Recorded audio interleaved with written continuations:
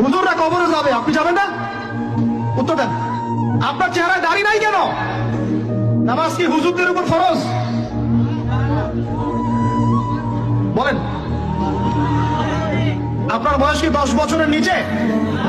তাহলে আপনি নামাজ পড়েন না কেন? মুসলিম পরিবারে জন্ম নিয়ে তাকে সুন্নত শেখাতে হয়, যে এই কাজগুলো সুন্নত, এগুলো আপনাকে শেখাতে হবে কেন? কেন শেখাতে হবে? কেন আপনি নিজের তাগাদা থেকে সুন্নত শিখবেন না? নবী সাল্লাল্লাহু আলাইহি ওয়াসাল্লাম কি হুজুরদের নবী না আপনার নবী? কথা বলেন, উত্তর দেন। নবী সাল্লাল্লাহু আলাইহি ওয়াসাল্লাম কি হুজুরদের নবী না আপনার নবী? তাহলে আপনার মধ্যে তা সুন্নত থাকবে না কেন? আপনার চেহারায় দাড়ি নাই কেন? আপনার প্যান্টটা টাকনোর নিচে কেন? কেন আপনি নবী সাল্লাল্লাহু আলাইহি ওয়াসাল্লামের জীবনী সারা জীবনে একবার পড়ে দেখতে পারলেন না? নবী সাল্লাল্লাহু আলাইহি ওয়াসাল্লাম 23 বছর